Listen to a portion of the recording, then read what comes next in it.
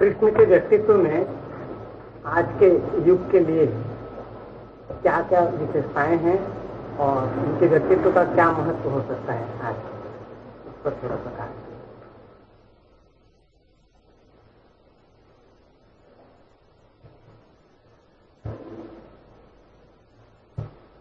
कृष्ण का व्यक्तित्व बहुत अनूठा है। अनूठेपन की पहली बात तो ये है कि कृष्ण हुए तो अतीत में, लेकिन हैं भविष्य के।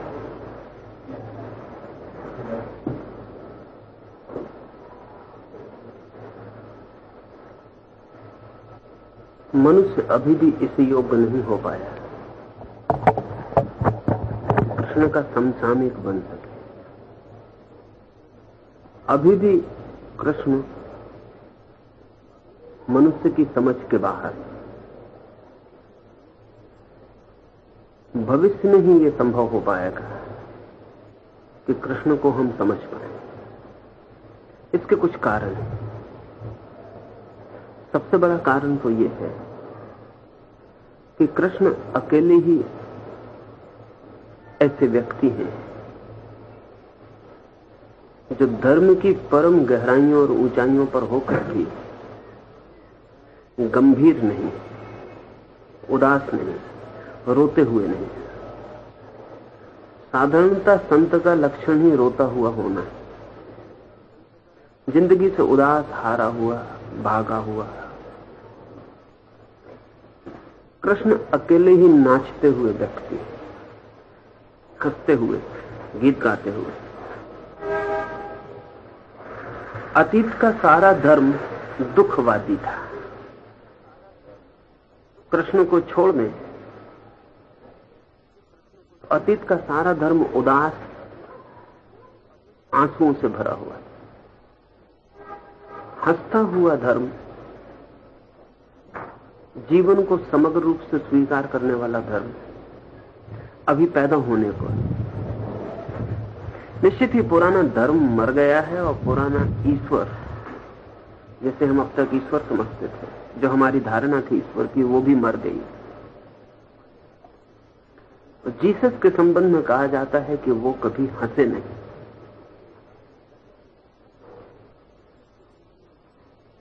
शायद जीसस का ये उदास व्यक्तित्व और सूली पर लटका हुआ उनका शरीर ही हम दुखी चित्त लोगों को बहुत आकर्षण का कारण बन गए। महावीर या बुद्ध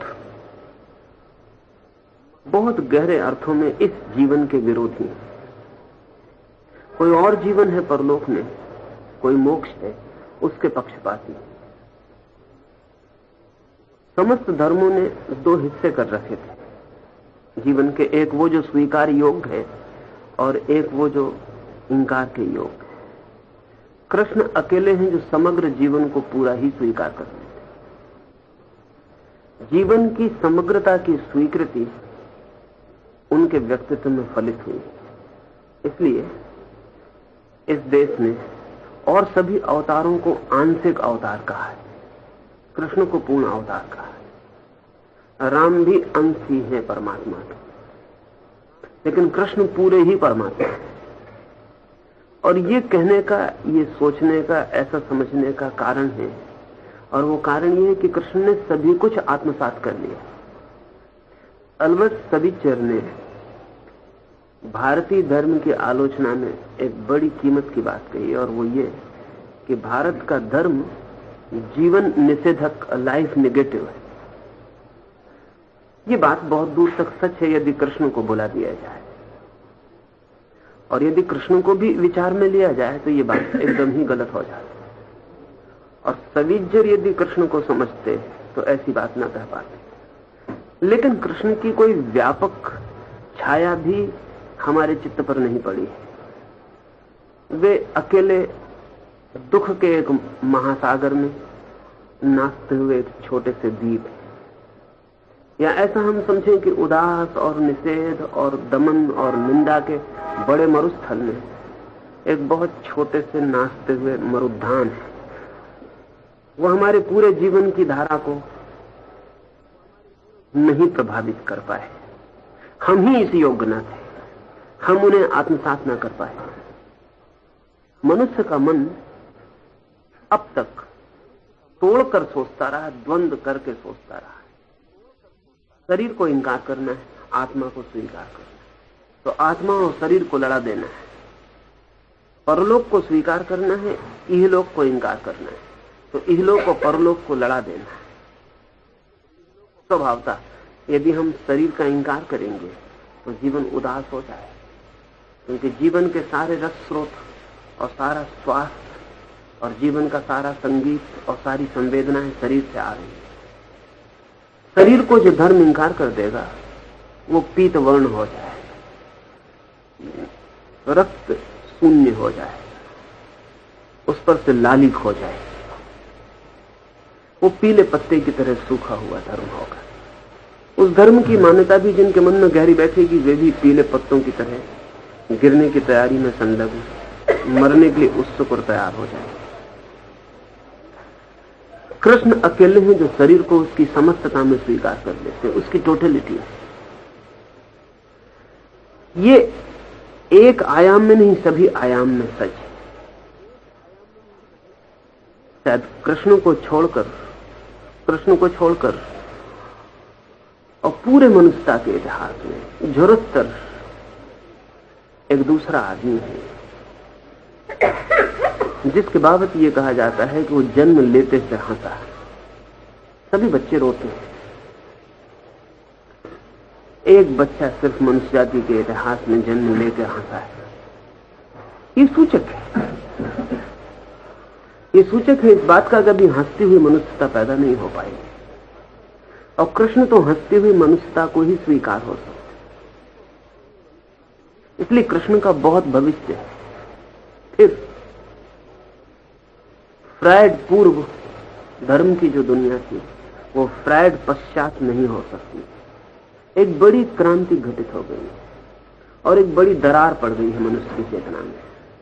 हम जहां थे फ्रायड के पहले, अब हम वहीं कभी भी नहीं हो सकेंगे। एक नया शिखर छू लिया गया और एक नई समझ पैदा हो गई, वो समझ लेनी चाहिए।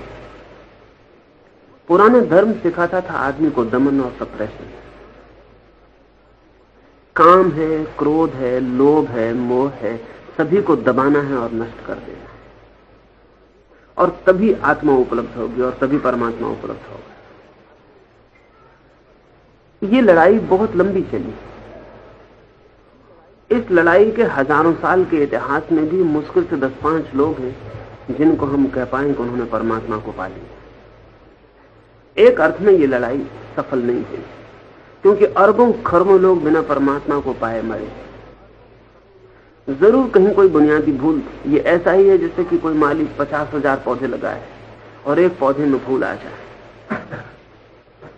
और फिर भी हम उस माली के शास्त्र को मानते चले जाएं और हम कहें कि देखो एक पौधे में फूल आए, और हम इस बात की ख्याल ही भूल जाएं कि 50 करोड़ पौधों में अगर एक पौधे में फूल आते हैं तो ये माली की वजह से ना आए होंगे, ये माली से किसी तरह बच गया होगा पौधा, इसलिए आ गए।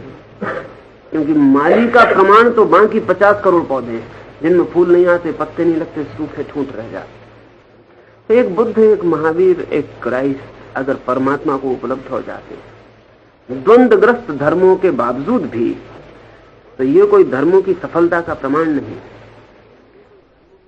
धर्मों की सफलता का प्रमाण तो तब होगा, माली तो तब सफल समझा जाएगा जब 50 करोड़ पौधों में फूल लगे और एक में ना लग पाए तो क्षमा योग कहा जा सकेगा कि ये पौधे की गलती होगी, इसमें माली की गलती नहीं हो सकती। पौधा बच गया होगा माली से, इसलिए सूख गया है, इसलिए फल नहीं आ सकता। फ्रायड के साथ ही एक नई चेतना का जन्म हुआ, और वो ये कि दमन गलत है, और दमन मनुष्य को आत्महिंसा में डाल देता है। आदमी अपने से ही लड़ने लगे तो सिर्फ नष्ट हो सकता है। अगर मैं अपने बाएं और दाएं हाथ को लड़ाऊं तो न तो बायां जीतेगा न दायां जीतेगा, लेकिन मैं हार जाऊंगा। दोनों हाथ लड़ेंगे और मैं नष्ट हो जाऊंगा। तो दमन ने मनुष्य को आत्मघाती बना दिया, उसने अपनी ही हत्या अपने हाथों कर ली। कृष्ण फ्रायड के बाद जो चेतना का जन्म हुआ है, जो समझ आई है, उस समझ के लिए कृष्ण ही अकेले सार्थक मालूम पड़ सकते, क्योंकि पुराने मनुष्य जाति के इतिहास में कृष्ण अकेले हैं जो दमनवादी नहीं। वे जीवन के सब रंगों को स्वीकार कर लिए। वे प्रेम से भागते नहीं, वे पुरुषों की स्त्री से पलायन नहीं करते, वे परमात्मा को अनुभव करते हुए युद्ध से विमुख नहीं होते, वे करुणा और प्रेम से भरे होते हुए भी युद्ध में लड़ने की सामर्थ्य रखते हैं। अहिंसक चित्त है उनका, फिर भी हिंसा के ठेठ दावानल में उतर जाते हैं। अमृत की स्वीकृति है उन्हें, लेकिन जहर से कोई भय भी नहीं। और सच तो यह है, जिसे भी अमृत का पता चल गया उसे जहर का भय मिट जाना चाहिए, क्योंकि ऐसा अमृत ही क्या जो जहर से फिर डरता चला जाए। और जिसे अहिंसा का सूत्र मिल गया उसे हिंसा का भय मिट जाना चाहिए। ऐसी अहिंसा ही क्या जो अभी हिंसा से भी भयभीत और घबराई हुई हो, और ऐसी आत्मा ही क्या जो शरीर से भी डरती हो और बचती हो। और ऐसे परमात्मा का क्या अर्थ जो सारे संसार को अपने आलिंगन में न ले सकता हो। तो कृष्ण द्वंद्व को एक साथ स्वीकार कर लेते हैं और इसलिए द्वंद्व के अतीत हो जाते हैं।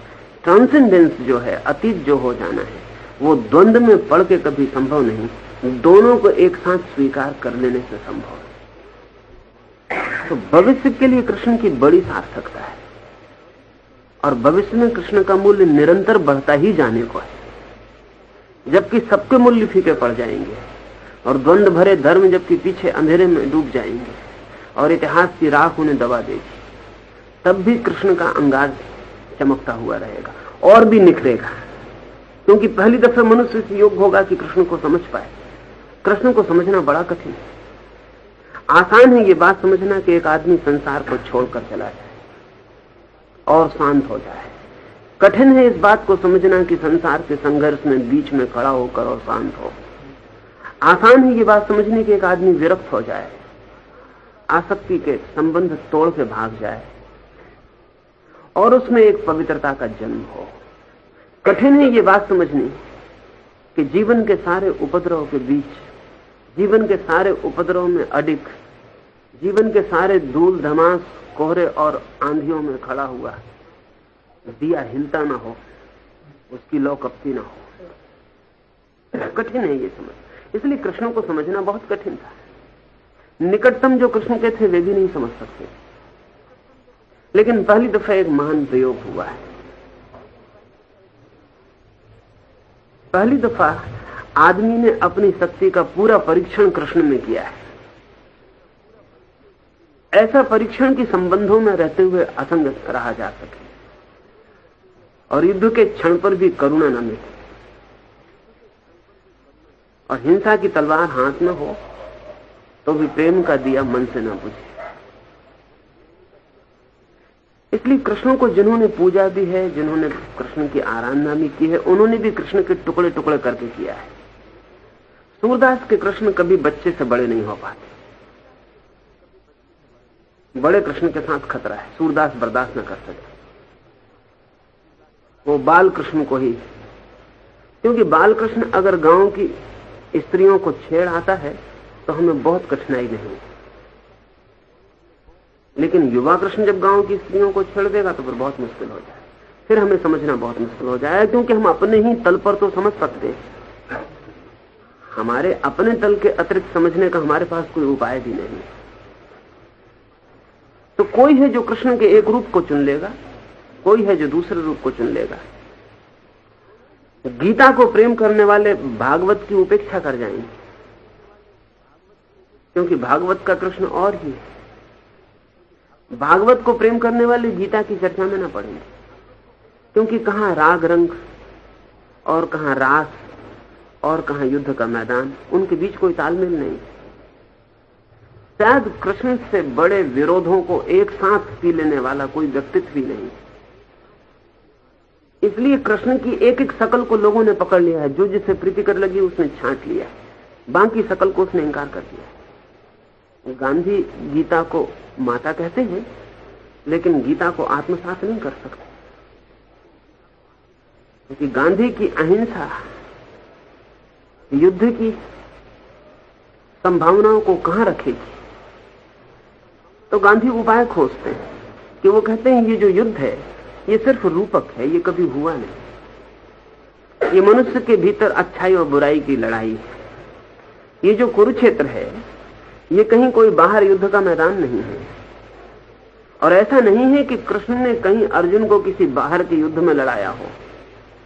ये तो भीतर के युद्ध की रूपक कथा है, ये एक पैरेबल है, ये एक कहानी है, ये एक प्रतीक है। गांधी को कठिनाई है, क्योंकि गांधी का जैसा मन है उसमें तो अर्जुन ही ठीक मालूम पड़ेगा। अर्जुन के मन में बड़ी अहिंसा का उदय हुआ है, वो युद्ध छोड़ के भाग जाने को तैयार है। वो कहता है अपनों को मारने से फायदा क्या, और वो कहता है इतनी हिंसा करके धन पाके भी, यश पाके भी, राज्य पाकर भी मैं क्या करूंगा। इससे तो बेहतर है कि मैं सब छोड़ के भिखमंगा हो जाऊं। इससे तो बेहतर है कि मैं भाग जाऊं और सारे दुख वरण कर लूं, लेकिन हिंसा में न पड़ूं। इससे मेरा मन बड़ा कपता है, इतनी हिंसा अशुभ। कृष्ण की बात गांधी की पकड़ में कैसे आ सकती, क्योंकि कृष्ण उसे समझाते हैं कि तू लड़,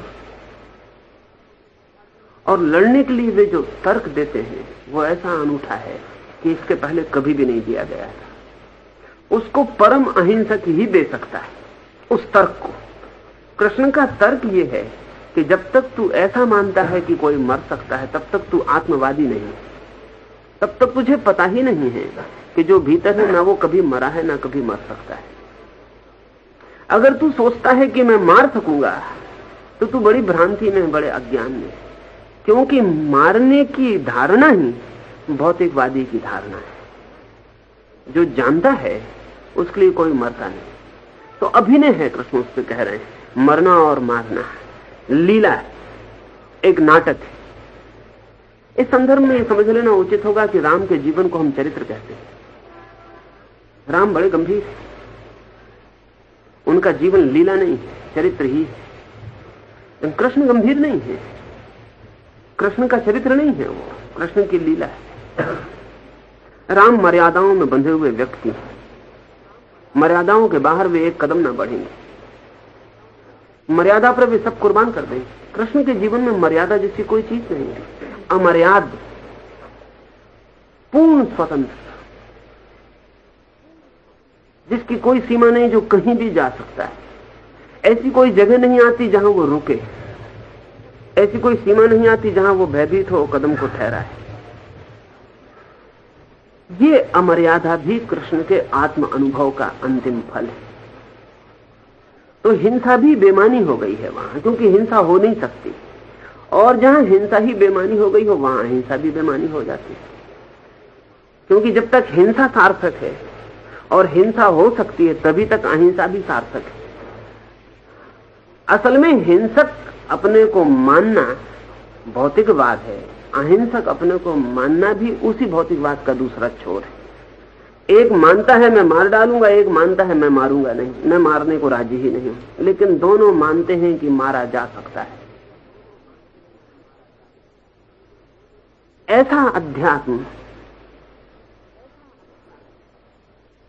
जो युद्ध को भी खेल मान लेता है और जो जीवन की सारी दिशाओं को, राग की, प्रेम की, भोग की, काम की, योग की, ध्यान की, समस्त दिशाओं को एक साथ स्वीकार कर लेता है। इस समग्रता के दर्शन को समझने की संभावना रोज बढ़ती जा रही है, क्योंकि अब हमें कुछ बातें पता चली हैं जो हमें कभी भी पता नहीं, लेकिन कृष्ण को निश्चित ही पता रही। जैसे हमें आज जाके पता चला है कि शरीर और आत्मा जैसी दो चीजें नहीं। आत्मा का जो छोर दिखाई पड़ता है वो शरीर है, और शरीर का जो छोर दिखाई नहीं पड़ता है वो आत्मा है। परमात्मा और संसार जैसी दो चीजें नहीं है, परमात्मा और प्रकृति जैसा द्वंद्व नहीं है कहीं। परमात्मा का जो हिस्सा दृश्य हो गया है वो प्रकृति है, और जो अब भी अदृश्य है वो परमात्मा है। कहीं भी ऐसी कोई जगह नहीं जहां प्रकृति खत्म होती है और परमात्मा शुरू होता है। बस प्रकृति ही लीन होते होते होते होते परमात्मा बन जाती है, परमात्मा ही प्रकट होते होते होते प्रकृति बन जाती है। अद्वैत का यही अर्थ है। और इस अद्वैत की अगर हमें धारणा स्पष्ट हो जाए, इसकी प्रतीति हो जाए, तो कृष्ण को समझा जा सकता है। साथ ही भविष्य में और क्यों कृष्ण के मूल्य और कृष्ण की सार्थकता बढ़ने को है, और कृष्ण क्यों मनुष्य के और निकट आ जाएंगे। अब दमन संभव नहीं हो सकेगा। बड़े लंबे संघर्ष और बड़े लंबे ज्ञान की खोज के बाद ज्ञात हो सका है कि जिन शक्तियों से हम लड़ते हैं वे शक्तियां हमारी हैं, हम ही हैं। इसलिए उनसे लड़ने से बड़ा कोई पागलपन नहीं हो सकता। और यह भी ज्ञात हुआ है कि जिससे हम लड़ते हैं हम सदा के लिए उसी से घिरे रह जाते हैं। और यह भी ज्ञात हुआ है कि जिससे हम लड़ते हैं उसे हम कभी रूपांतरित नहीं कर पाते, उसका ट्रांसफॉर्मेशन नहीं होता। अगर कोई व्यक्ति यौन से लड़ेगा तो उसके जीवन में ब्रह्मचर्य कभी भी घटित नहीं होता। अगर ब्रह्मचर्य घटित हो सकता है तो एक ही उपाय है कि वो अपनी काम की ऊर्जा को कैसे रूपांतरित करे। काम की ऊर्जा से लड़ना नहीं है, काम की ऊर्जा से सहयोग करना है। काम की ऊर्जा से दुश्मनी नहीं लेनी, काम की ऊर्जा से मैत्री साधनी है। क्योंकि हम सिर्फ उसी को बदल सकते हैं जिससे हमारी मैत्री है। जिसके हम शत्रु हो गए उसको बदलने का सवाल है, जिसके हम शत्रु हो गए उसको समझने का भी उपाय नहीं। समझ भी हम उसे ही सकते हैं जिससे हमारी मैत्री है। तो जो हमें निकृष्टतम दिखाई पड़ रहा है वो भी श्रेष्ठतम का ही छोर है। पर्वत का जो बहुत ऊपर का शिखर है वो, और पर्वत के पास की जो बहुत गहरी खाई है, ये दो घटनाएं नहीं है, ये एक ही घटना के दो हिस्से। ये जो खाई बनी है ये पर्वत के ऊपर उठने से बनी। ये जो पर्वत ऊपर उठ सका है ये खाई के बनने से ऊपर उठ सका है। ये दो चीजें नहीं है। ये पर्वत और खाई हमारी भाषा में दो है, अस्तित्व में एक ही चीज के दो छोर। नीत्शे का एक बहुत कीमती वचन है। नीत्शे ने कहा है कि जिस वृक्ष को आकाश की ऊंचाई छूनी हो उसे अपनी जड़ें पाताल की गहराई तक पहुंचानी पड़ती। और अगर कोई वृक्ष अपनी जड़ों को पाताल तक पहुंचाने से डरता हो तो उसे आकाश तक पहुंचने की आकांक्षा भी छोड़ देनी पड़ती। असल में जितनी ऊंचाई उतने ही गहरे भी जाना पड़ता है। जितना ऊंचा जाना हो उतना ही नीचे भी जाना पड़ता है। नीचाई और ऊंचाई दो चीजें नहीं है, एक ही चीज के दो आयाम, और वो सदा समानुपाती है, एक ही अनुपात में बढ़ते हैं। मनुष्य के मन ने सदा चाहा कि वो चुनाव कर ले। उसने चाहा कि स्वर्ग को बचा ले और नरक को छोड़ दे। उसने चाहा कि शांति को बचा ले, तनाव को छोड़ दे। उसने चाहा शुभ को बचा ले, अशुभ को छोड़ दे। उसने चाहा प्रकाश ही प्रकाश रहे, अंधकार न रह जाए। मनुष्य के मन ने अस्तित्व को दो हिस्सों में तोड़ के एक हिस्से का चुनाव किया और दूसरे का इंकार किया। इससे द्वंद्व पैदा हुआ, इससे द्वैत पैदा हुआ। कृष्ण दोनों को एक साथ स्वीकार करने के प्रतीक है, और जो दोनों को एक साथ स्वीकार करता है वही पूर्ण हो सकता है, नहीं तो अपूर्ण ही रह जाएगा। जितने को चुनेगा उतना हिस्सा रह जाएगा, और जिसको इंकार करेगा सदा उससे बंधा रहेगा, उससे बाहर नहीं जा सकता है। जो व्यक्ति काम का दमन करेगा उसका चित्त कामुक से कामुक होता चला जाता है। इसलिए जो संस्कृति, जो धर्म काम का दमन सिखाता है वो संस्कृति कामुकता पैदा करता है। काश कृष्ण को माना जा सका होता तो शायद दुनिया से कामुकता विदा हो गई होती, लेकिन कृष्ण को नहीं माना जा सका। बल्कि हमने नारायण कितने कितने रूपों में कृष्ण के उन हिस्सों का इंकार किया जो काम की स्वीकृति थी।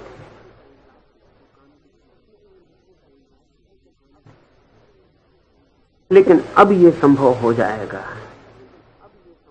क्योंकि अब हमें दिखाई पड़ना शुरू हुआ है कि काम की ऊर्जा, वो जो सेक्स एनर्जी है, वही ऊर्ध्वगमन करके ब्रह्मचर्य की उच्चतम शिखरों को छू पाती है।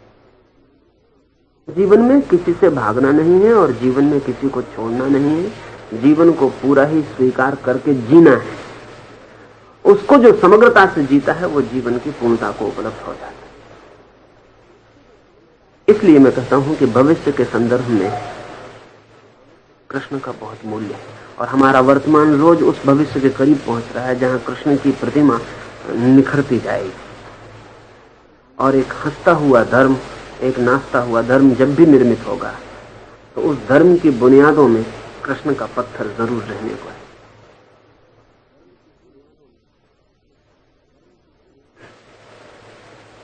ये कृष्ण के समय में बहुत बड़ा महाभारत युद्ध हुआ था और कृष्ण उसमें बड़े प्रमुख स्थान में थे और वो चाहते तो महाभारत का युद्ध रोक सकते थे, लेकिन वैसा नहीं हुआ और एक बड़ा भारी विध्वंस हुआ और उस विध्वंस का बहुत बड़ी जिम्मेदारी कृष्ण पर जाती है। तो वो क्या ठीक बात थी या कृष्ण पर ये लांछन लग सकता है? ये युद्ध और शांति के संबंध में भी बात वही है। फिर हम चाहते हैं कि शांति ही बचे, संघर्ष ना बचे। फिर हम चुनाव शुरू करते हैं और जगत जो है वो द्वंद्वों का सम्मेलन है और जगत जो है वो विरोधी स्वरों का संवेद संगीत है। जगत एक सुरा नहीं हो सकता।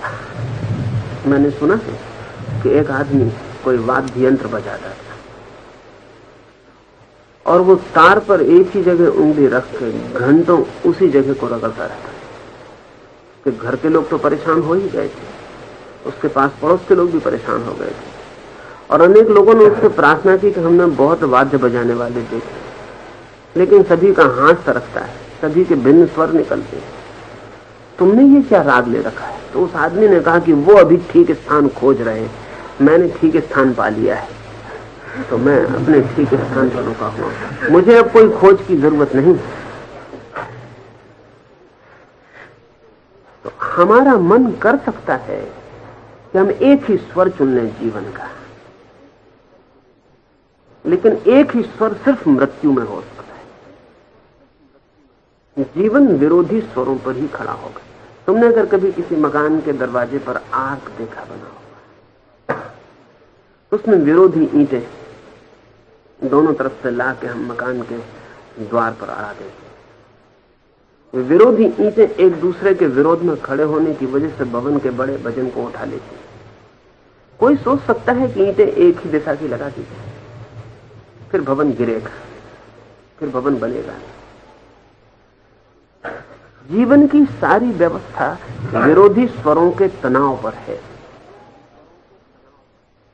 युद्ध भी उस तनाव का हिस्सा है और युद्ध ने नुकसान ही पहुंचाए ऐसा जो सोचते हैं वो गलत सोचते हैं, वो अधूरा देखते हैं। अगर हम मनुष्यता के विकास को समझने चले तो हमें पता चलेगा मनुष्यता के विकास का अधिकतम हिस्सा युद्धों के माध्यम से हुआ है। आज मनुष्य के पास जो कुछ है वो सब उसने प्राथमिक रूप से युद्धों में खोजा।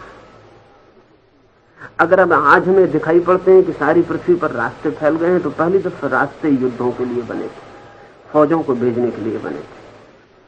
वो दो आदमियों की मिलाने के लिए नहीं बने थे, बारात ले जाने के लिए नहीं बने थे, वो युद्धों के लिए बने थे। पहली बार जितने भी साधन हैं, अगर आज हम बड़े मकान देख रहे हैं तो पहले बड़ा मकान नहीं बना था, बड़ा किला बना था और वो युद्ध की जरूरत थी। पहली दीवार दुश्मन के खिलाफ लड़ने के लिए बनाई, फिर दीवारें बनी, फिर अब आकाश को छूते हुए मकान। आज हम सोच भी नहीं सकते कि आकाश को छूता हुआ मकान युद्ध की जरूरत थी। मनुष्य के पास जितनी भी संपन्नता है और जितने भी साधन हैं और जितना भी वैज्ञानिक आविष्कार है, वो सब युद्ध के माध्यम से हुआ है। असल में युद्ध ऐसे तनाव की स्थिति पैदा कर देता है, ऐसे चुनौती की, कि हमारे भीतर जो सोई शक्तियां हैं उन सबको जाग के सक्रिय होना पड़ता है। शांति के क्षण में हम आलस्य में हो सकते हैं, तमस में हो सकते हैं। युद्ध हमारे राजस को उभारता है, हमारे भीतर सोई हुई शक्तियों को चुनौती के मौके पर उठना ही पड़ता है। युद्ध के क्षण में हम साधारण नहीं रह जाते, हम असाधारण हो जाते और मनुष्य का मस्तिष्क अपनी पूरी शक्ति से काम करने लगता है और युद्ध में एक छलांग लग जाती है मनुष्य की प्रतिभा की, जो कि शांति के कालों में, वर्षों में, सैकड़ों वर्षों में नहीं लग पाती। अनेक लोगों का ऐसा ख्याल है कि अगर कृष्ण ने महाभारत का युद्ध रोका होता तो भारत बहुत संपन्न होता और भारत के बड़े विकास के शिखर छू लिया होता। बात इससे बिल्कुल उल्टी।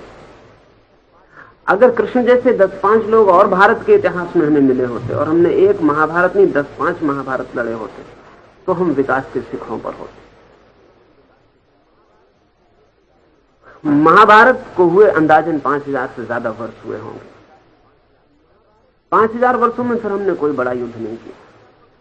बाकी हमारी लड़ाइयां बहुत दिवालिया और बैंकरप्ट है। बाकी हमारी लड़ाइयों की बड़ी कोई कीमत नहीं है। वो छोटे मोटे झगड़े हैं, उनको युद्ध कहना भी ठीक नहीं है। 5000 वर्षों से हमने कोई बड़ा युद्ध नहीं लड़ा। अगर युद्ध की वजह से हानि होती है और विध्वंस होता है तो हमें तो पृथ्वी पर सबसे ज्यादा संपन्न और विकासमान होना चाहिए। लेकिन हालतें उल्टी हैं। जिन मुल्कों ने युद्ध लड़े हैं वे बहुत विकासमान हैं और बहुत संपन्न हैं। पहले महायुद्ध के बाद लोग सोच सकते थे कि जर्मनी अब सदा के लिए टूट जाए, लेकिन दूसरे महायुद्ध में जर्मनी पहले महायुद्ध के जर्मनी से अनंत गुना शक्तिशाली होकर प्रकट हुआ, सिर्फ 20 साल के फासले पर। कोई सोच भी नहीं सकता था कि पहले महायुद्ध के बाद दूसरा महायुद्ध जर्मनी कर सकेगा। 200-400 साल तक भी कर सकेगा, इसकी भी संभावना नहीं। लेकिन 20 साल में जर्मनी अनंत गुना शक्तिशाली होकर बाहर आ गई। पहले महायुद्ध ने उसकी शक्तियों को जिस तीव्रता पर पहुंचा दिया, उस तीव्रता का उसने उपयोग कर लिया। अभी पिछले दूसरे महायुद्ध में लगता था कि अब शायद युद्ध कभी होना बहुत मुश्किल हो जाएगा और जो दो देश सबसे ज्यादा मिटे थे, जर्मनी और जापान, वो दोनों के दोनों फिर संपन्न होकर खड़े हो गए। आज जापान को देख कर कोई कह सकता है कि 20 साल पहले एटम बम इसी मुल्क पर गिरा था? आज जापान को देख कर कोई नहीं कह सकता। हिंदुस्तान को देख कर जरूर हम कह सकते हैं कि यहां एटम बम गिरते ही रहे होंगे। हमारी दुर्दशा देख के लगता है कि यहां जैसे युद्ध होता ही रहा हो। महाभारत के कारण हिंदुस्तान का हित नहीं हुआ। महाभारत के छाया में हिंदुस्तान में जो शिक्षक पैदा हुए वे सब युद्ध विरोधी थे और उन्होंने महाभारत का शोषण किया और कहा कि ऐसा युद्ध और ऐसी हिंसा नहीं, अब युद्ध करना नहीं, अब हिंसा करनी, अब लड़ना ही नहीं। महाभारत के पीछे कृष्ण की क्षमता के व्यक्तियों की श्रृंखला नहीं हम पैदा कर पाए। अन्यथा महाभारत में जिस ऊंचाई को हमारे देश की चेतना की लहर ने छुआ था, हम हर बार उससे ज्यादा ऊंचाई की लहर को छू सकते थे और शायद आज हम पृथ्वी पर सबसे ज्यादा संपन्न और सबसे ज्यादा विकसित समाज होते। ये भी सोचने जैसा है कि महाभारत जैसा युद्ध विपन्न समाजों में घटित नहीं होता। युद्ध के घटने के लिए भी संपन्न होना जरूरी है और संपन्नता के लिए भी युद्ध का घटना जरूरी है। असल में वो चुनौती के क्षण है। कृष्ण ने जिस युद्ध में हमें उतारा था, वो युद्ध में अगर हम सतत उतरे होते, क्योंकि इसे हम सोचें, आज करीब करीब पश्चिम उस जगह है जहां महाभारत के दिनों में हम पहुंच गए थे। आज जितने अस्त्र शस्त्रों की बात है, करीब करीब वे सभी अस्त्र शस्त्र किसी न किसी रूप में महाभारत में प्रयोग किए गए थे। बड़ा संपन्न, बड़ा प्रतिभाशाली और बहुत वैज्ञानिक उन्नत शिखर था। उस युद्ध से कुछ हानि नहीं हो गई। उस युद्ध के बाद जो निराशा का क्षण हमें पकड़ा, उस निराशा के क्षण का दुरुपयोग हुआ। उस निराशा के क्षण को पश्चिम में भी पकड़ा है कुछ को। पश्चिम भी भयभीत हो गया है और पश्चिम का अगर पतन होगा तो वो पश्चिम में जो शांतिवादी है उसकी वजह से होगा। अगर पश्चिम ने शांतिवादी की बात मान ली तो पश्चिम पतित हो जाए, वो वहीं पहुंच जाएगा जहां जैसे महाभारत के बाद हम पहुंचे। हिंदुस्तान ने शांतिवादी की बात मान ली, इसलिए 5000 वर्ष का लंबा चक्कर चला। इसे थोड़ा सोचना जरूरी है। कृष्ण युद्धवादी नहीं है, लेकिन युद्ध को भी जीवन के खेल का हिस्सा मानते हैं। युद्ध खोर नहीं, किसी को मिटाने की कोई आकांक्षा नहीं, किसी को दुख देने का कोई ख्याल नहीं।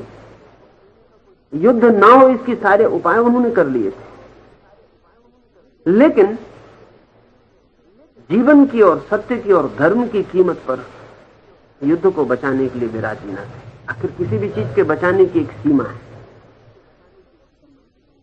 आखिर युद्ध को भी तो हम इसलिए नहीं करना चाहते कि जीवन को कोई नुकसान न पहुंचे। लेकिन अगर युद्ध के न होने से जीवन को नुकसान पहुंचा जा रहा हो तो फिर क्या अर्थ रह जाएगा?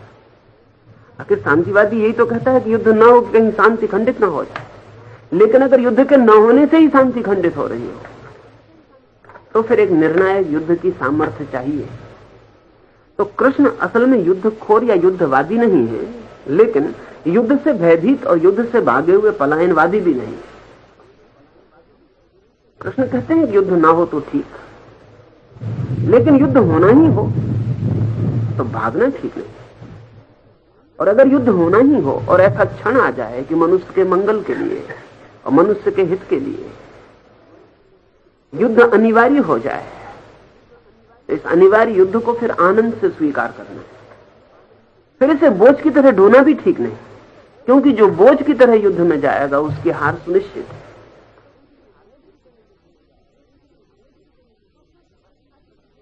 जो सिर्फ रक्षा के लिए युद्ध में जाएगा उसकी हार भी सुनिश्चित है,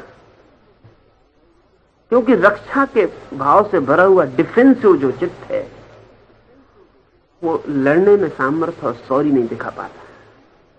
वो सिर्फ बचाव के उपाय करता रहता और सिकोड़ता जाता है। तो कृष्ण लड़ने को भी आनंद बनाने को कहते हैं। दूसरे को दुख पहुंचाने का सवाल नहीं, लेकिन जिंदगी में चुनाव सदा अनुपात के हैं। शुभ फलित होगा या अशुभ, जरूरी नहीं कि युद्ध से अशुभ ही फलित हो। कभी न युद्ध करने से अशुभ फलित हो सकता है। अब ये देश हमारा 1000 साल तक गुलाम रहा,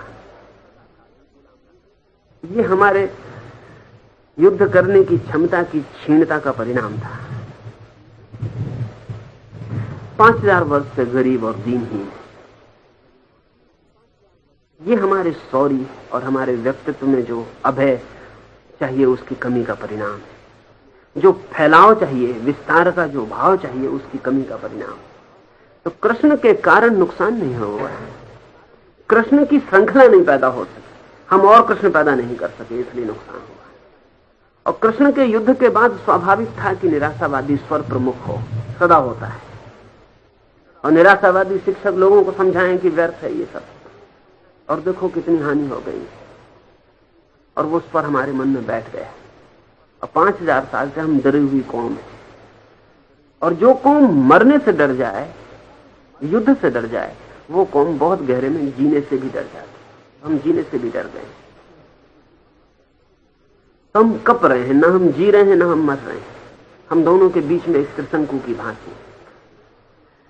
अब मेरी समझ ये है कि बर्टन रसल या गांधी या विनोबा, इनकी बात अगर दुनिया मान लेगी तो नुकसान होगा। युद्ध से भय की कोई जरूरत नहीं, लेकिन अब पृथ्वी युद्ध के लिए बहुत छोटी पड़ गई है, ये बात जरूर सच है। असल में युद्ध के लिए भी जगह चाहिए। हमारे पास साधन इतने बड़े हो गए हैं कि अब पृथ्वी पर युद्ध नहीं हो सकता, ये बात जरूर सच है। लेकिन ये इसलिए सच नहीं कि शांतिवादी की बात भय के कारण मानने योग्य है, ये इसलिए सत्य है कि अब हमारे पास साधन बड़े हैं, पृथ्वी छोटी है। अब पृथ्वी पर युद्ध बिल्कुल बेमानी है। अब युद्ध की शक्ल बदलेगी, अब युद्ध का विस्तार और बढ़ेगा। चांद तारों पर, मंगल पर, ग्रहों उपग्रहों पर कहीं युद्ध शुरू होंगे। वैज्ञानिकों का अंदाज है कि अंदाजन 50 करोड़ ग्रह होने चाहिए सारे जगत में जिन पर जीवन होगा। कम से कम। तो आज जो भयभीत हो गया है कि हाइड्रोजन बम मत बनाओ और एटम बम मत बनाओ, अगर इसके भयभीत आदमी की बात को मान लिया गया तो इस जगत के विस्तार पर जो अभियान हो सकता है, जो यात्रा हो सकती है, वो नहीं हो सकती।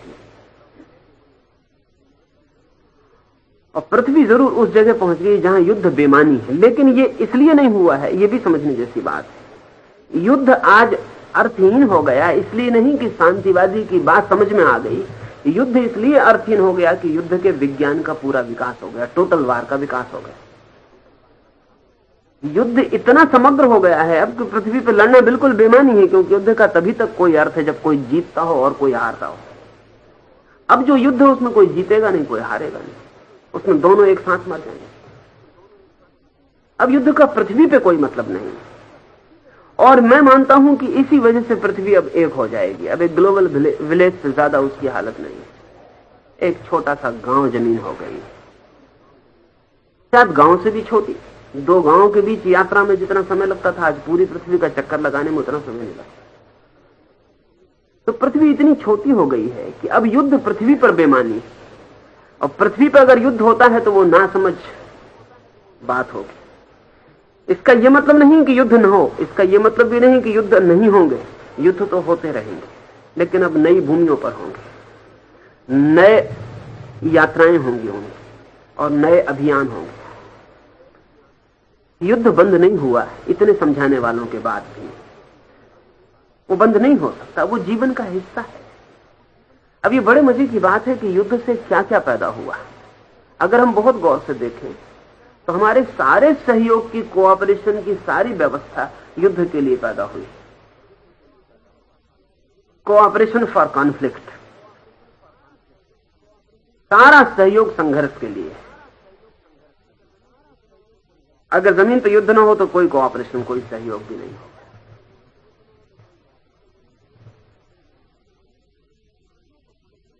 तो कृष्ण को समझना बहुत जरूरी है। कृष्ण शांतिवादी नहीं है, कृष्ण युद्धवादी नहीं है। असल में वाद का मतलब ही होता है कि 2 में से हम एक को चुनते हैं। कृष्ण अवादी, कृष्ण कहते हैं शांति से सुख फलित होता हो तो स्वागत, युद्ध से सुख फलित होता हो तो स्वागत। मेरा मतलब समझा ना? कृष्ण कहते हैं जिससे मंगल यात्रा गतिमान होती हो, जिससे धर्म विकसित होता हो, जिससे जीवन में आनंद की संभावना बढ़ती हो, वो स्वागत है उसका। ऐसा स्वागत चाहिए भी। हमारा देश अगर कृष्ण को समझा होता तो हम इस भांति नपुंसक न हो गए होते।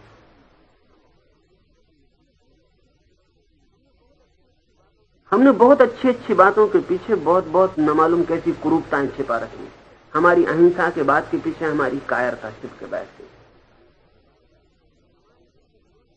हमारे युद्ध विरोध के पीछे हमारे मरने का डर छिप के बैठ गया। लेकिन हमारे युद्ध न करने से युद्ध बंद नहीं होता। हमारे युद्ध न करने से कोई और हम पे युद्ध जारी रखता है। हम लड़ने ना जाएं, इससे लड़ाई बंद नहीं होती, सिर्फ हम गुलाम बनते हैं और फिर भी हम लड़ाइयों में घसीटे जाते रहे। अभी बड़े मजे की बात, हम नहीं लड़े, कोई हम पर हावी हो गया, हमें गुलाम बना लिया और फिर हम उसकी फौजों में लड़ते ही रहे। लड़ाई तो कुछ बंद नहीं हुई। कभी हम मुगल की फौज में लड़े, कभी हम तुर्क की फौज में लड़े, कभी हम हूण की फौज में लड़े। हम खुद भी ना लड़े, गुलाम भी रहे और अपनी गुलामी को बचाने के लिए लड़ते रहे। फिर हम अंग्रेज की फौज में लड़े। लड़ाई तो बंद नहीं हुई। हाँ, इतना ही हो गया कि हम अपनी स्वतंत्रता के लिए लड़ते, अपने जीवन के लिए लड़ते, फिर हम अपनी प्रतंत्रता के लिए लड़ते कि हमारी प्रतंत्रता कैसी बनी रहे, इसके लिए भी हमारा आदमी मरता रहा। ये दुखद फल हुआ। ये महाभारत के कारण नहीं, ये फिर से हम महाभारत की हिम्मत न जुटा पाए उसके कारण। इसलिए मैं कहता हूं कि कृष्ण को समझना थोड़ा मुश्किल तो है। बहुत आसान है समझ लेना एक शांतिवादी की बात, क्योंकि वो एक पहलू चुन लेता है। बहुत आसान है युद्धवादी की बात। एक हिटलर, एक मुसोलिनी, एक चंगेज, एक तैमूर, नेपोलियन, सिकंदर। युद्ध खोरों की बात समझ लेनी भी बहुत आसान है। वो कहते हैं कि युद्ध ही जीवन है। शांतिवादी है, रसल है, गांधी है, उनकी बात भी समझ लेनी बहुत आसान है। वो कहते हैं कि नहीं, शांति ही जीवन। कृष्ण की बात समझनी बहुत मुश्किल है, क्योंकि वो कहते हैं कि जीवन दोनों द्वारों से गुजरता है। वो शांति से भी गुजरता, वो युद्ध से भी गुजरता। और अगर तुम्हें शांति बनाए रखनी तो तुम्हें युद्ध की सामर्थ्य रखनी होगी, और अगर तुम्हें युद्ध जारी रखना है तो तुम्हें शांति में तैयारी भी करनी होगी। ये दो पैर हैं जीवन के, इनमें से एक को भी काटा तो लंगड़े और पंगु हो जाते। चंगेज और तैमूर और मुसोलिनी भी लंगड़े हैं, और गांधी और रसल भी लंगड़े। इनके एक एक पैर, इनसे गति नहीं हो सकती। और इसलिए अगर एक एक पैर वाले आदमी रहें तो फिर पीरियोडिकल फैशन रहता है। एक पैर मुसोलिनी का और एक पैर गांधी का, दुनिया ऐसे चलती। तो दो पैर तो चाहिए ही। एक पैर मुसोलिनी का चलता है, एक गांधी का चलता है।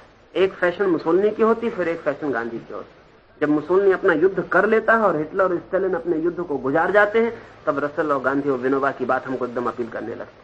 10-20 साल इनकी बात अपील करती, तब तक इनका लंगड़ा पैर ज्यादा देर नहीं चला, तब दूसरे पैर की जरूरत पड़ जाती। फिर कोई माओ खड़ा होगा, फिर कोई खड़ा होगा, फिर युद्ध बीच में आ जाए। कृष्ण के पास दोनों पैर। कृष्ण लंगड़े आदमी नहीं, और मैं मानता हूं कि दोनों पैर प्रत्येक के पास होने चाहिए। जो आदमी लड़ ना सके उसमें कुछ कमी हो जाती, और जो आदमी लड़ ना सके वो आदमी ठीक अर्थों में शांत भी नहीं हो सकता, वो लंगड़ा हो जाता है। जो आदमी शांत ना हो सके वो विक्षिप्त हो जाता है, और जो आदमी शांत ना हो सके वो लड़ेगा कैसे? लड़ने के लिए भी एक शांति चाहिए। कृष्ण इस अर्थ में भी भविष्य के लिए उपयोगी है, क्योंकि भविष्य में एक निर्णायक बात तय होनी कि सारी दुनिया को शांतिवादी बनाना, तो एक तरह का मुर्दापन छा जाए, जो कि संभव नहीं है। कोई मानेगा नहीं। शांतिवादी अपना जुलूस निकालता रहेगा और शांति के झंडे लगाता रहेगा, कोई मानने वाला नहीं, कोई जीवन रुकता नहीं है। युद्धखोर अपने युद्ध की तैयारी करता रहेगा। फैशन बदलते रहते हैं, 10-20 साल उसका प्रभाव रहता है, 10-20 साल इनका प्रभाव रहता है, और ये दोनों एक दूसरे के सांझे में काम चलाते हैं। कृष्ण की बात समग्र जीवन की है, और अगर हमारी समझ में आ जाए तो न तो शांति को छोड़ने की जरूरत है, न युद्ध को छोड़ने की जरूरत है। युद्ध के तल रोज बदलते जाएंगे निश्चित ही, क्योंकि कृष्ण कोई चंगेज नहीं है। किसी की हत्या करने के लिए, किसी को दुख देने की उनकी कोई आतुरता नहीं है, लेकिन युद्ध के तल बदलते जाएंगे। अब हम देखें कि युद्ध कितने प्रकार से तल बदलता है। अगर आदमी आदमी से न लड़े तो सब आदमी मिलकर प्रकृति से लड़ना शुरू कर देते। अभी जरा सोचने जैसी बात है कि जिन कौमों में युद्ध चलते रहे उन्हीं कौमों में विज्ञान भी विकसित हुआ, क्योंकि लड़ने की क्षमता है उनकी। वो आदमी से भी लड़ते हैं तो फिर वक्त मिलता है तो प्रकृति से भी लड़ लेते। लेकिन हमारी कौम ने महाभारत के बाद प्रकृति से भी कोई लड़ाई नहीं लड़ी, बाढ़ से भी नहीं लड़े, आंधी से भी नहीं लड़े, पहाड़ से भी नहीं लड़े, प्रकृति के किसी तत्व से भी नहीं लड़े। इसलिए विज्ञान विकसित नहीं हो सका, क्योंकि वो तो प्रकृति से लड़ेंगे तो विकसित होगा। आदमी लड़ता रहे तो आज जमीन की प्रकृति से लड़ेगा और जमीन के राज खोज लेगा, कल वो चांदारों की प्रकृति से लड़ेगा, उसका अभियान रुकेगा। इसलिए ध्यान रहे कि जो समाज युद्ध में डूबे और उभरे वही समाज चांद पर भी अपने आदमी को उतार पाए। हम नहीं उतार पाए, शांतिवादी नहीं उतार पाया। और चांद आज नहीं कल युद्ध के अर्थ में बड़ा कीमती। जिसके हाथ में चांद होगा उसके हाथ में पृथ्वी होगी, क्योंकि आने वाले युद्ध की मिसाइल जिसके हाथ में चांद पर लग जाएंगी पृथ्वी उसके हाथ में होगी। इसलिए अब झगड़ा पृथ्वी से हट गया है। अब ये तो सब जिसको कंची प्ले फाइट्स हैं, वियतनाम है या कंबोडिया है या कुछ और है, हिंदुस्तान पाकिस्तान, ये सब कोई लड़ाई झगड़े नहीं। ये सिर्फ ना समझो के चित्त को उलझा रखने की तरकीब है कि वो यहां उलझे रहेंगे। असली लड़ाई अब दूसरे तल पर शुरू हो गई। चांद पर जाने की दौड़ का बहुत गहरा अर्थ दूसरा ही है। वो अर्थ यह है कि जिसके हाथ में कल चांद होगा उसको पृथ्वी पर कोई चुनौती देने का उपाय नहीं रह जाए। उसके एटम और उसके हाइड्रोजन बम की तोपें चांद से पृथ्वी की तरफ लगी होंगी। एक एक मुल्क के ऊपर उड़ के बम गिराने की जरूरत न रह जाएगी। मुल्क अपने आप बम की तोप के सामने आते रहते हैं 24 घंटे। वो घूमती रहती है पृथ्वी और पूरे वक्त सामने आते रहते हैं अपने आप। कोई अलग अलग किसी मुल्क पर जाके एटम को गिराने की जरूरत नहीं।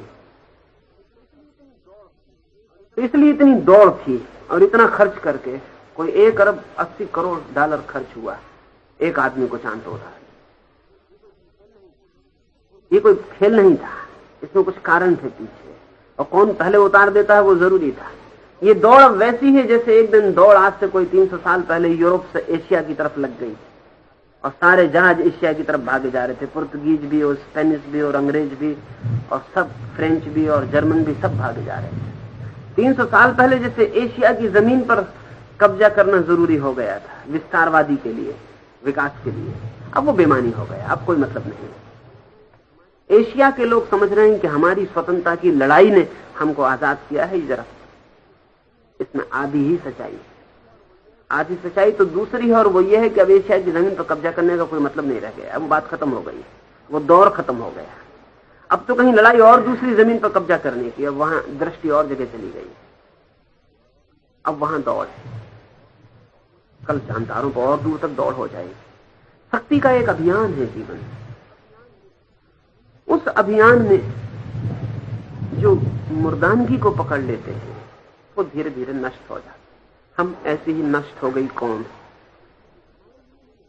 और इसलिए भी कृष्ण का संदेश बड़ा अर्थपूर्ण है हमारे लिए ही नहीं।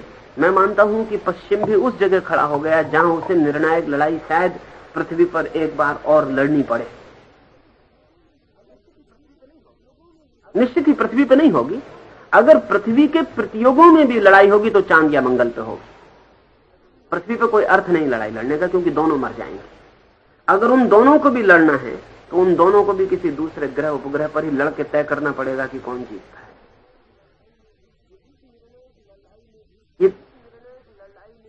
इस निर्णायक लड़ाई में भी क्या होगा, शायद हालतें फिर वैसी खड़ी हो गई जैसी महाभारत के समय थी। महाभारत के समय भी 2 वर्ग थे। एक वर्ग था जो निपट भौतिकवादी था, जिसकी पूरी दृष्टि शरीर के अतिरिक्त किसी को स्वीकार नहीं करती, जिसकी दृष्टि भोग के अतिरिक्त किसी तरह के योग के लिए कोई क्षमता न रखती। आत्मा का होना न होने की बात। जिंदगी थी भोग लूट खसोट। जिंदगी शरीर से और शरीर की इंद्रियों के बाहर कोई अर्थ न रखती थी। एक वर्ग, उसी वर्ग के खिलाफ वो संघर्ष हुआ था। कृष्ण को संघर्ष को करवाना पड़ा था, जरूरी हो गया था कि शुभ की शक्तियां कमजोर और नपुंसक सिद्ध न हो, वो अशुभ की शक्तियों के सामने खड़ी हो। आज फिर करीब करीब हालत वैसी हो गई है और हो जाएगी 20 साल के भीतर। एक तरफ भौतिकवाद मटेरियलिज्म अपनी पूरी ताकत के साथ खड़ा हो जाएगा, और दूसरी तरफ फिर कमजोर ताकतें होंगी शुभ की। शुभ में एक बुनियादी कमजोरी है, वो लड़ने से हटना चाहता है। अर्जुन भला आदमी है। अर्जुन शब्द का मतलब होता है सीधा साधा, तिरछा इर्छा जरा भी नहीं, अरिजु, बहुत सीधा साधा आदमी, सरल चित्त, देखता है कि फिजूल की झंझट कौन करे, हट जाओ। अर्जुन सदा ही हटता रहा है। वो जो अरिजु आदमी है, जो सीधा साधा आदमी है, वो हट जाता है। वो कहता है मत झगड़ा करो, जगह छोड़ दो। कृष्ण अर्जुन से कहीं ज्यादा सरल, लेकिन सीधे साधे नहीं।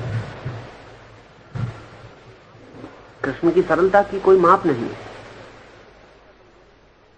लेकिन सरलता कमजोरी नहीं है, और सरलता पलायन नहीं है। वे जम के खड़े हो गए, वे नहीं भागने देंगे। शायद फिर पृथ्वी 2 हिस्सों में बढ़ जाएगी। सदा ऐसा होता है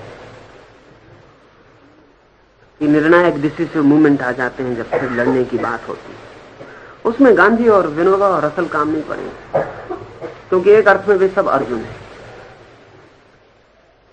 वे कहेंगे हट जाओ, वे कहेंगे मर जाओ, लेकिन लड़ो मत। कृष्ण जैसे व्यक्तित्व की फिर जरूरत है जो कहे कि शुभ को भी लड़ना चाहिए, शुभ को भी तलवार हाथ में लेने की हिम्मत रखनी चाहिए। निश्चित ही शुभ जब हाथ में तलवार लेता है तो किसी का अशुभ नहीं होता, अशुभ हो नहीं सकता, क्योंकि लड़ने के लिए कोई लड़ाई नहीं है। लेकिन अशुभ न जीत पाए इसलिए लड़ाई। तो धीरे धीरे दो हिस्से दुनिया के बढ़ जाएंगे जल्दी, जहां एक हिस्सा भौतिकवादी होगा और एक हिस्सा स्वतंत्रता, लोकतंत्र, व्यक्ति और जीवन के और मूल्यों के लिए होगा। लेकिन क्या ऐसे दूसरे शुभ के वर्ग को कृष्ण मिल सकते हैं? मिल सकते हैं, क्योंकि जब भी मनुष्य की स्थितियां इस जगह आ जाती हैं जहां की कुछ निर्णायक घटना घटने को होती है, तो हमारी स्थितियां उस चेतना को भी पुकार लेती हैं, उस चेतना को भी जन्म दे देती हैं, वो व्यक्ति भी जन्म जाता है। इसलिए भी मैं कहता हूं कि कृष्ण का भविष्य के लिए बहुत अर्थ है। और जब सब साधारण सीधे साधे अच्छे आदमियों की आवाजें बेमानी हो जाएंगी, क्योंकि बुरा आदमी अच्छे आदमी की आवाजों से न डरता है, न भय खाता है, न रुकता है, तो वो बढ़ता चला जाता है। बल्कि अच्छा आदमी जितना सिकुड़ता है, बुरे आदमी के लिए उतनी आनंदपूर्ण हो जाता है। महाभारत के बाद हिंदुस्तान में बहुत अच्छे आदमी हुए, बुद्ध है, महावीर है, इनकी अच्छाई की कोई कमी नहीं, इनकी अच्छाई की कोई सीमा नहीं, लेकिन इनकी अच्छाई के प्रभाव में मुल्क सिकुड़ गया, हमारा चित्त सिकुड़ गया, और उस सिकुड़े हुए चित्त पर सारी दुनिया के आक्रमक टूट पड़े। आक्रमण करने ही हम नहीं जाते हैं, आक्रमण को बुलाते भी हम ही। और जब तुम किसी को मारते हो तभी तुम जिम्मेवार नहीं होते, जब तुम किसी की मार खाते हो तब भी तुम जिम्मेवार होते ही हो।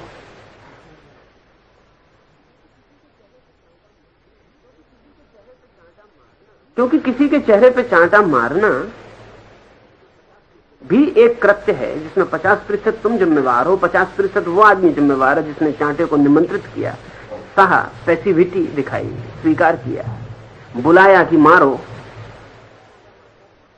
अगर तुम पर कोई चांटा मारता तो 50% तुम भी जिम्मेवार होते, तुम बुलाते। अच्छे आदमियों की एक लंबी कतार ने, निपट अच्छे आदमियों की एक लंबी कतार ने इस मुल्क के मन को सिकोड़ दिया, और हमने बुलाया, आमंत्रण किया कि आओ। हमारा आमंत्रण मान के बहुत लोग आए, उन्होंने हमें वर्षों तक गुलाम रखा, दबाया, परेशान किया, अपनी मौत से वो चले भी गए। लेकिन हम अभी भी, हमारी मनोदशा संकोच की है, हम फिर किसी को बुला सकते हैं। अगर कल माओ प्रवेश कर जाए इस मुल्क में तो उसके लिए जिम्मेदार अकेला माओ नहीं होगा। लेनिन ने बहुत वर्षों पहले एक भविष्यवाणी की थी कि मास्को से कम्युनिज्म पेकिंग और कलकत्ता होता हुआ लंदन पहुंचेगा। उसकी भविष्यवाणी बड़ी सही मालूम पड़ती। पेकिंग तो पहुंच गया, कलकत्ते में उसकी पगध्वनि सुनाई पड़ने लगी, लंदन ज्यादा दूर नहीं।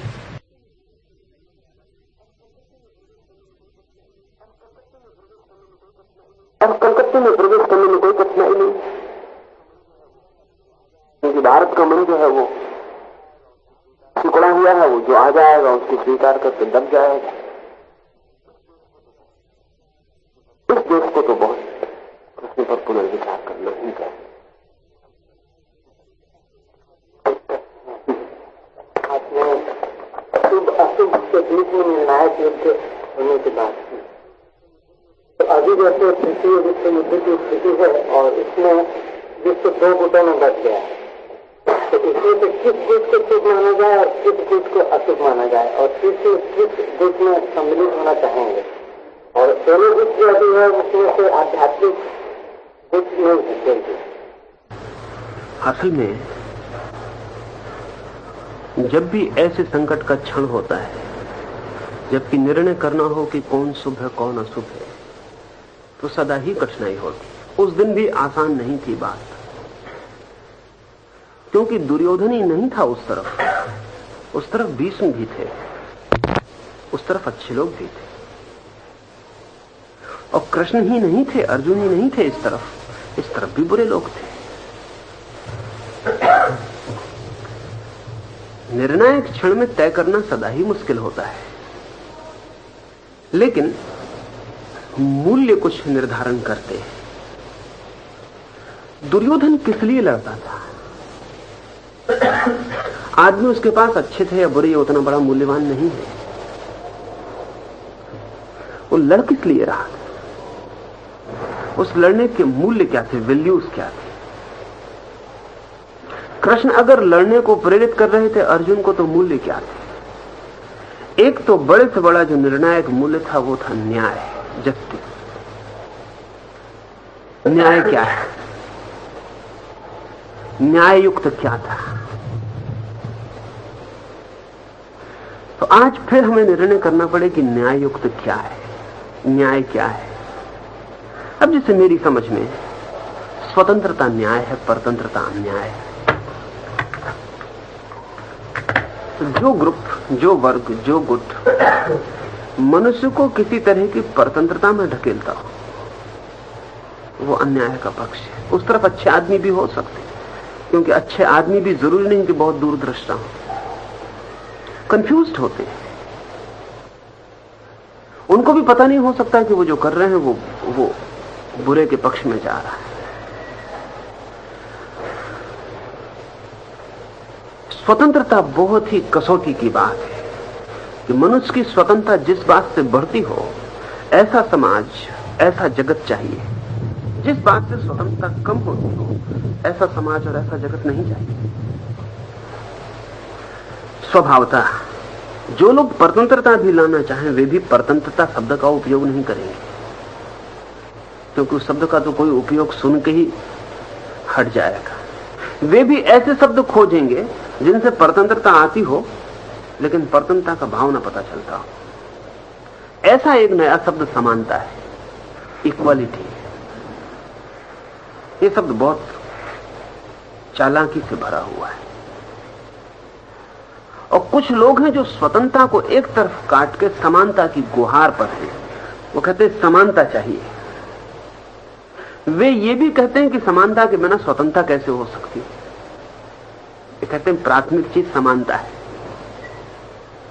और वे ये भी कहते हैं कि समानता के बिना स्वतंत्रता कैसे हो सकती है। और ये बात समझ में भी पड़ेगी अनेकों को कि ठीक ही तो बात है, जब तक सब लोग समान नहीं तो सब लोग स्वतंत्र कैसे हो सकते। और तब इस समानता को लाने के लिए अगर स्वतंत्रता भी काटनी पड़ती हो, तो फिर हम तैयार हो जाते। अभी बड़े मजेदार तर्क है। समानता इसलिए लानी है कि स्वतंत्रता आ सके, और स्वतंत्रता इसलिए काटनी पड़ती है क्योंकि समानता लानी।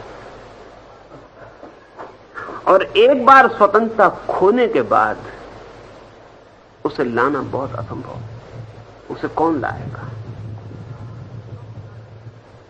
मैं तुमसे कहता हूं, यहां मेरे में सब इकट्ठे में इन सबको कहता हूं कि तुम सबको समान करने के लिए सबको पहले जंजीर पहनानी पड़ेगी, क्योंकि जंजीर बिना पहनाए किसी का सिर बड़ा है, किसी के हाथ लंबे हैं, किसी के पैर छोटे हैं, इन सबको काटा नहीं जा सकता है। तो सबको समान करने के लिए पहले जंजीरें डाल दी जाती हैं, फिर सबके हाथ पर काट के हम सबको समान कर देंगे। लेकिन जो सबको समान करेगा वो तो असमान रह ही जाएगा, वो तो आपके बाहर रह जाएगा। उसके हाथ तो खुले होंगे, जंजीरें नहीं होंगी, और उसके हाथ में तलवार होगी। और एक बार जब सबके हाथों में जंजीर होंगी और कुछ लोगों के हाथ में तलवारें होंगी और हाथ पर कट चुके होंगे, तब तुम करोगे क्या? ऐसा ख्याल था मार्क्स का कि एक बार समानता लाने के लिए स्वतंत्र